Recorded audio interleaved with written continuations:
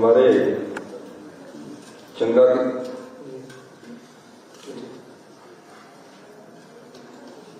चंबा के विधायक नीरज नैयर जी, additional chief secretary ओंकार शर्मा जी, श्रवण मानसा जी, प्रशांत सकेत जी, हरकेश कंवर जी, प्रिंसिपल सेक्रेटरी,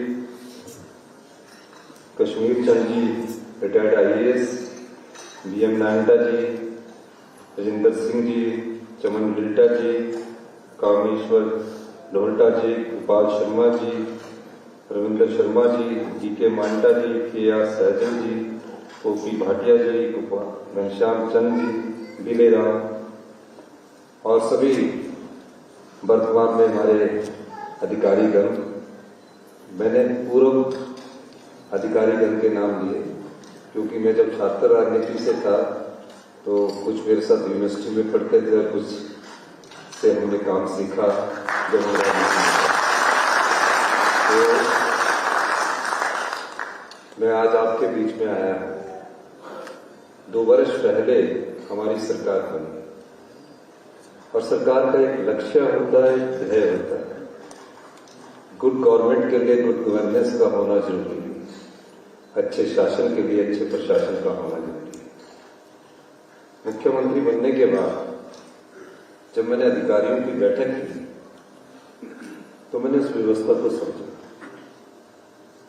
क्योंकि मैं संगठन से आता था और जीवन काल में, जब मैं छात्र जीवन में था, राजनीति जीवन में था, तो फैसला लेना मेरी स्वभाव में था।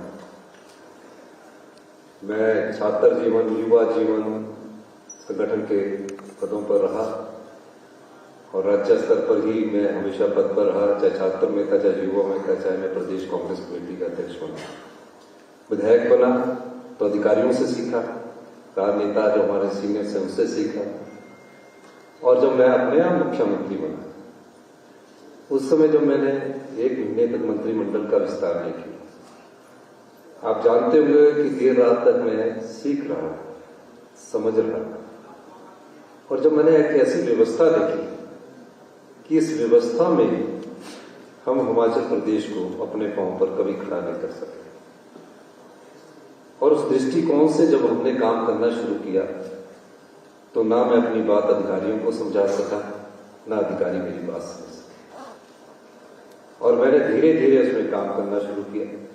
और आज मुझे खुशी है कि जिस दिशा में हम हिमाचल प्रदेश को ले जाना चाहते हैं, आज चाहे वो IAS अधिकारी हैं और IAS अधिकारी है, उस दिशा में प्रदेश प्रगति की राह में आगे बढ़ रहा है। और मैंने हमेशा कहा कि हम सत्ता में सत्ता सुख के लिए नहीं आए, हम व्यवस्था परिवर्तन करने के लिए आए। मकसद क्या है? मकसद ये है कि इस प्रदेश की जो संपदा है, इस प्रदेश की जो संपत्ति है, उसका सही बंटवारा, और सही बंटवारा कब हो सकता है? हम 40-50 साल पुराने दकियानूसी कानूनों के आधार पर नहीं आगे बढ़ सकते। हमें एक सोच को जिंदा करना है, एक नीति को जिंदा करना है, एक भावनात्मक प्यार को जिंदा करना है जो हिमाचल प्रदेश को आगे ले जाए, और उस सोच में हमने आगे कदम बढ़ाया और जिसमें IAS अधिकारियों के साथ साथ HAS अधिकारियों का भी प्रमुख भूमिका रही है। इसके लिए मैं आपका धन्यवाद करना चाहता हूं।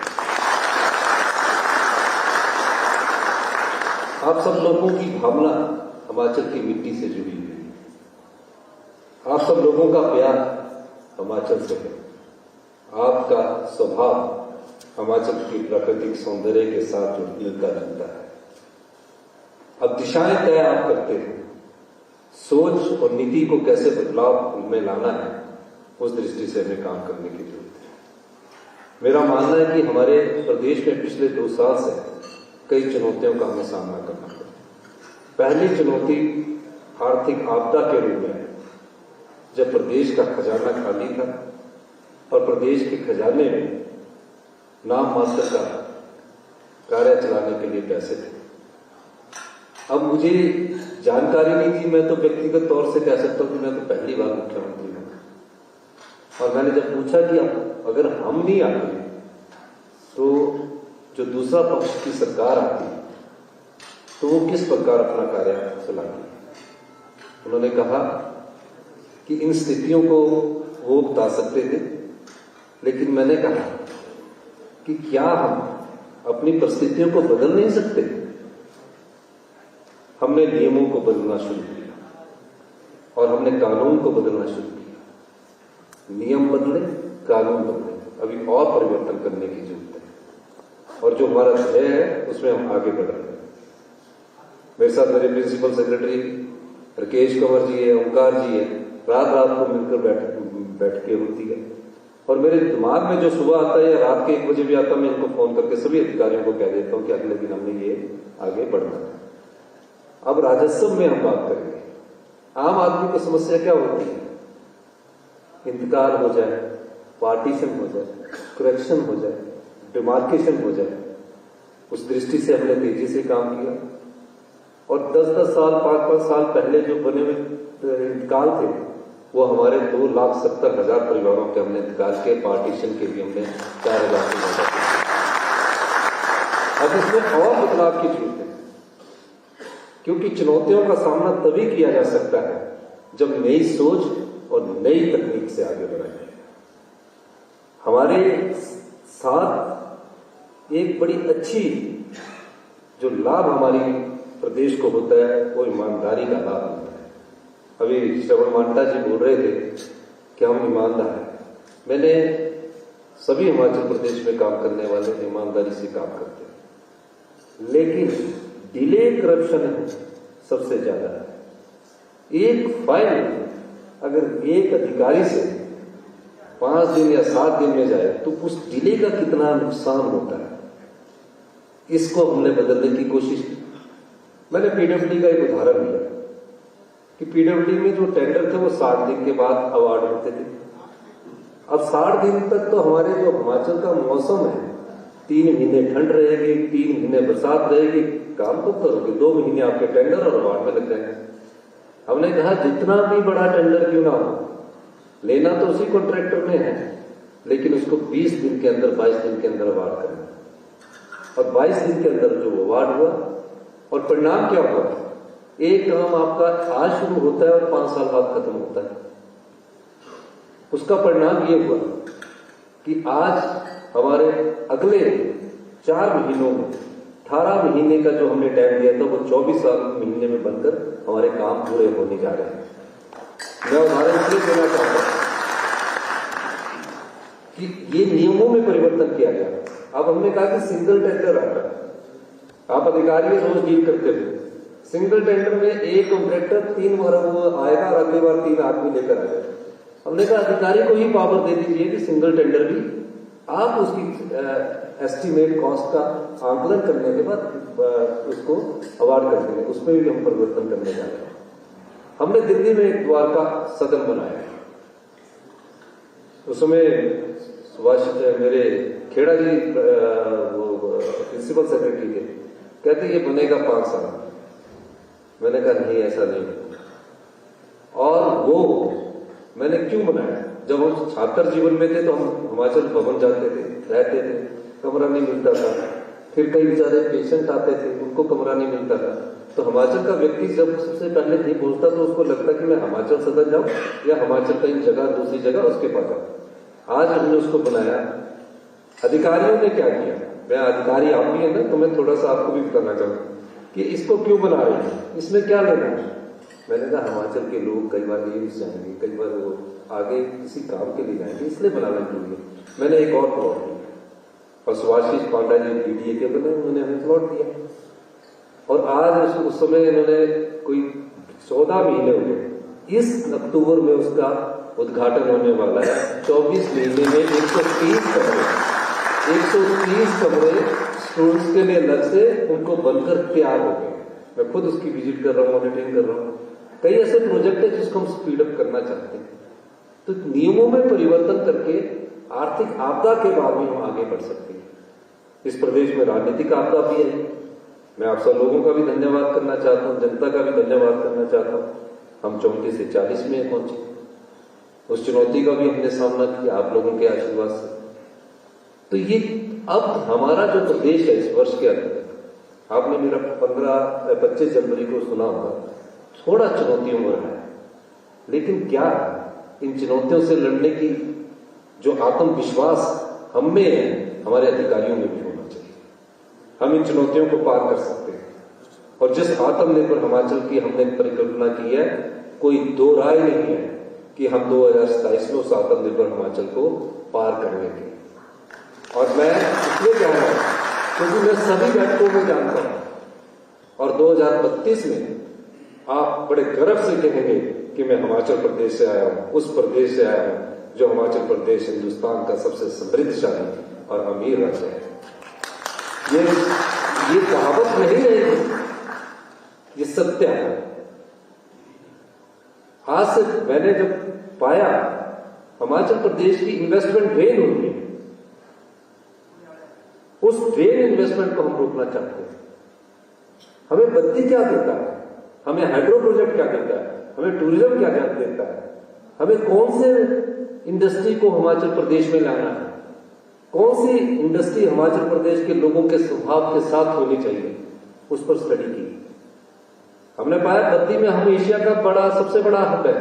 जीएसटी कितना आता है? महज 100 करोड़ रुपए। हम देते क्या है? हम देते 2000 करोड़ रुपए की सुविधाएं देते हैं, और हम लेते क्या है? तो हमने उस चीज को चेंज करना शुरू किया। भारत सरकार से चैलेंजिंग बोर्ड पर हमने 2 प्रोजेक्ट लिए, मेडिकल डिवाइस पार्क और बल्क टैंक पार्क। अब हम उसमें 1000 बीघा जगह दे रहे हैं, 3 रुपए पर यूनिट बिजली देंगे, मुफ्त में पानी देंगे, और 1 रुपया मीटर के हिसाब से जगह देंगे। अगर 1000 बीघे की कीमत भी आप लगा लीजिए तो करोड़ों रुपए होती है। हमने उसमें भारत सरकार को कहा कि आप अपना 30 करोड़ रुपया पकड़िए, हम इस प्रोजेक्ट को खुद बंद करें। उसी तरह बल्क टैंक पार्क की बात, तो हमारा इन्वेस्टमेंट रेट किस रूप में हो रहा है? हम सुविधाएं दे रहे हैं एम्प्लॉयमेंट के नाम पर, लेकिन हमारे लोग नहीं लग पा रहे हैं। हमारे लोग उस काम के आदी ही नहीं है, उस काम को करना ही नहीं चाहते हैं।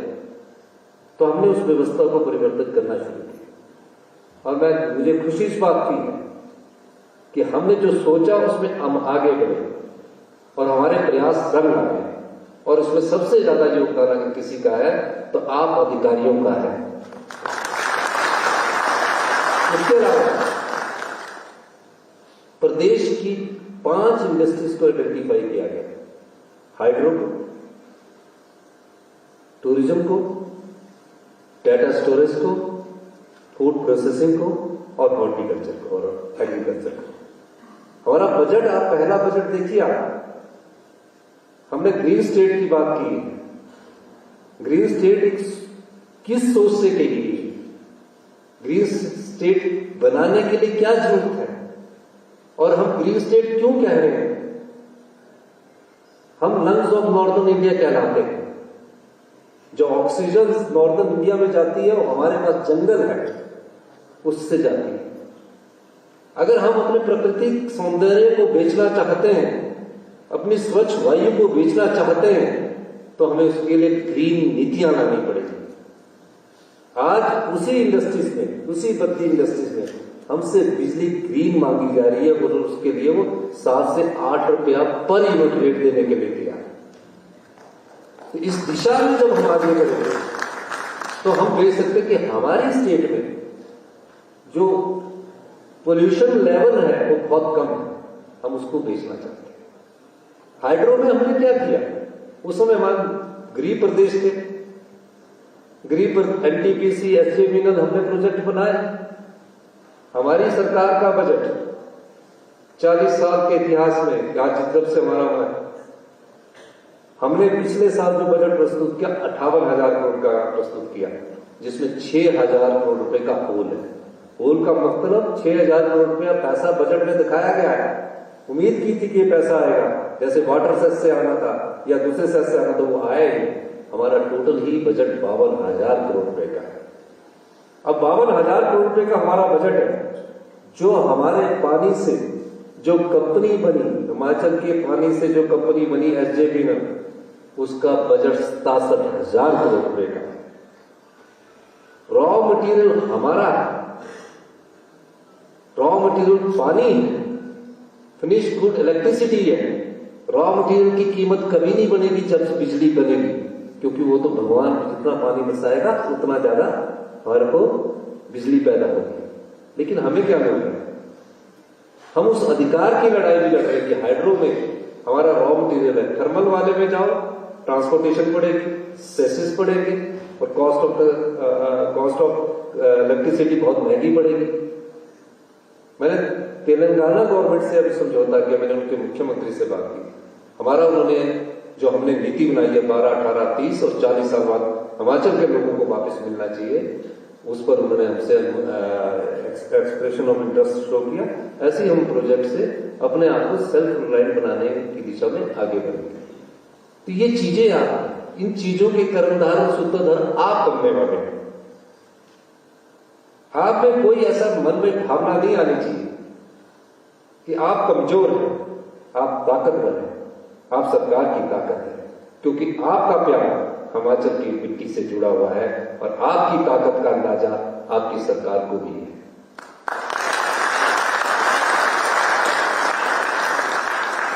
हम तो ये चाहते हैं कि जो चीज हम आपके लिए करें, क्योंकि कहीं ना कहीं आपके लिए हिमाचल के लिए दर्द जरूर जुड़ा हुआ है, और जब दर्द जुड़ा होता है तो आपका दिल हमेशा ये कहता है कि नहीं, जब हिमाचल से बाहर जाते हैं तो आपका दिल करता है कि कौन हिमाचली उससे मिल रहे हैं। ये हमारे स्वभाव है, हमारी संस्कृति है, हमारे संस्कार ऐसे है कि हमको कुटुंब में रहने की आदत है। मैं खुद गवर्नमेंट स्कूल से पढ़ा मैं शिमला हूं, लेकिन मैं गवर्नमेंट स्कूल से पढ़ा हूं, पता से लेकर यूनिवर्सिटी तक। आज शिक्षा के स्तर में इतनी ज्यादा गिरावट क्यों आई? हम रोज नए फैसले कर रहे हैं।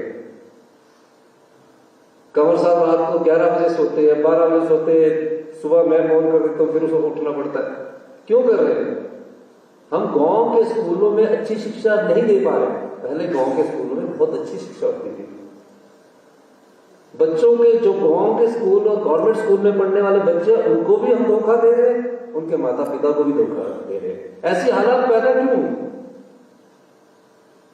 ये हालात क्यों पैदा हो?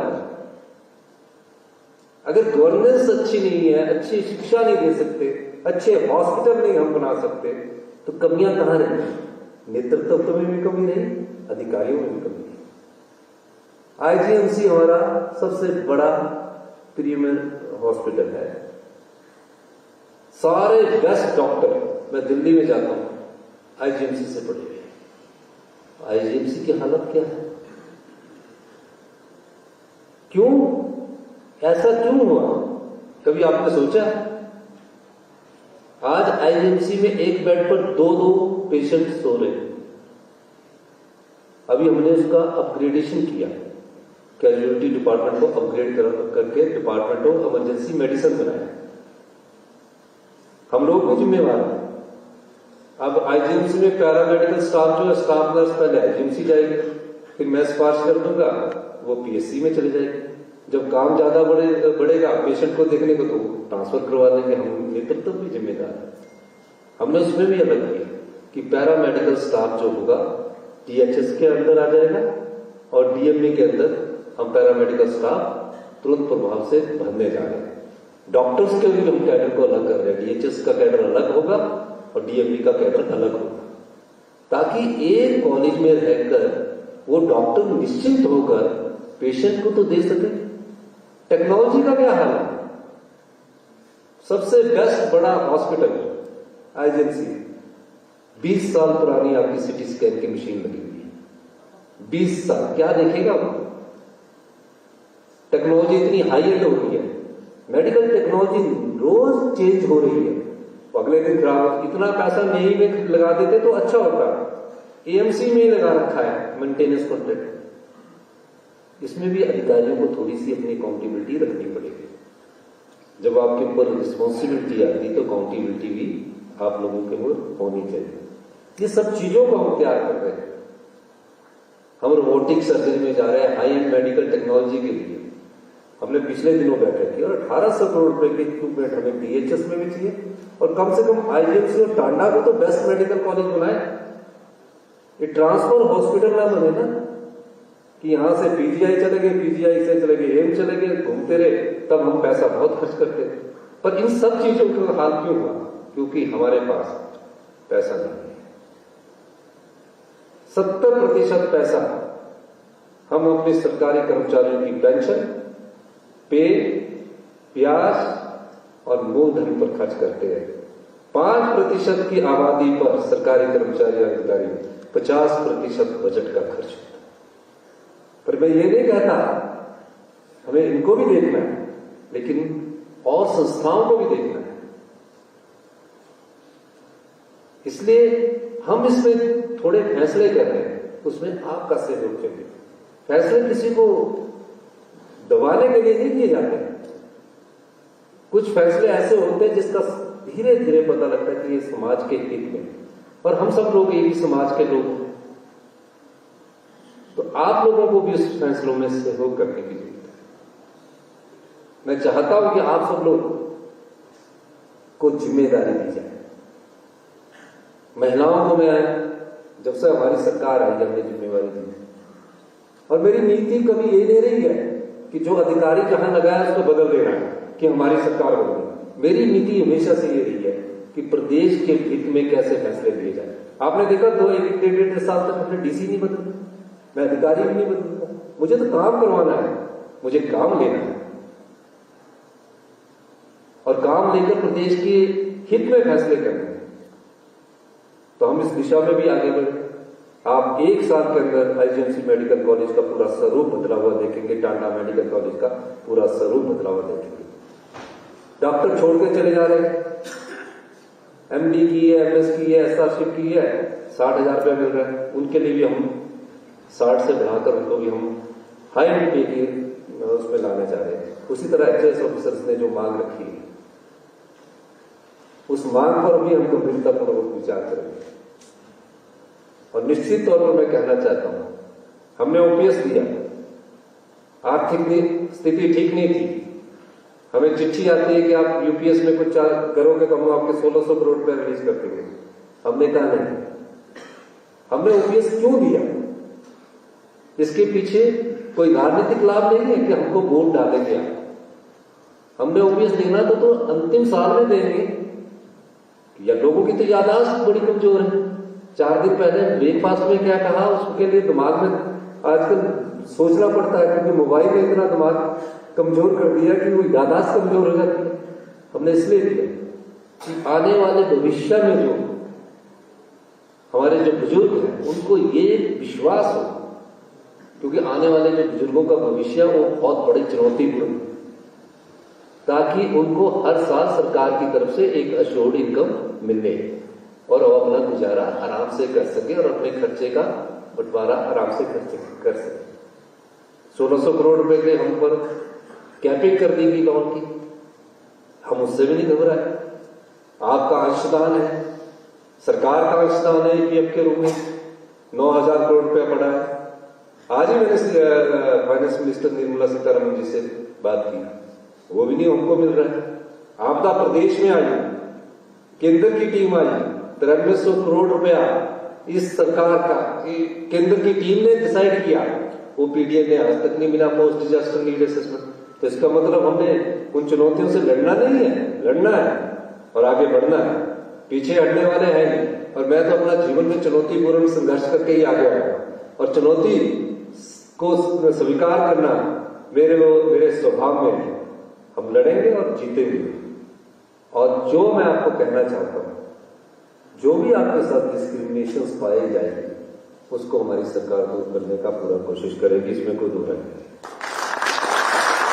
और एक बात मैं और कहना चाहता हूं, कुछ चीजें मंच पर नहीं बोली जाती है, कुछ चीजें मंच पर नहीं बोली जाती है। मांटा जी मेरे पास आए थे, जो आपके साथ ये 4/9/14 का जो आपका जो गैप का बात है, इसके लिए हम इसकी पूरी कमेटी में चाहूंगा कि इसकी रिपोर्ट बनाकर मुझे सबमिट की जाए। और जो प्रमोशन आपने एक बात बोली कि हमारे जो एसडीएम है उनको एक नई दिशा में हमने बिठाया, मैंने खुद फैसला किया मैंने खुद फैसला किया कि उनको थोड़ा सचिवालय के 4-5 महीने मिलने चाहिए। सचिवालय के 4-5 महीने मिलने के बाद वो सचिवालय की कार्यप्रणाली को समझेंगे और आने वाले समय में उनको सचिवालय में ही आना है। तो इसलिए अगर आपको प्रमोशन चाहिए, जो आपकी कमियां हैं, आपके मन में ये ना लगे कि मैं इससे कम हूं जबकि आप उससे ज्यादा काम करते हो, उन कमियों को दूर करने का दायित्व हमारी सरकार का भी है और हम इन कमियों को दूर भी करेंगे। जो आपने कहा है कि 4, 9, 14 प्रमोशंस के वो चैनल के हमारे सेक्रेटरीज के है, उसके बारे में जल्दी एक फैसला किया जाएगा, क्योंकि इसका अध्ययन करवाना पड़ेगा। अध्ययन करवाने के साथ मैं आपको ये वादा करता हूं कि आपके इस फैसले को जल्दी ही आगे समझदारी से आगे लाया जाएगा।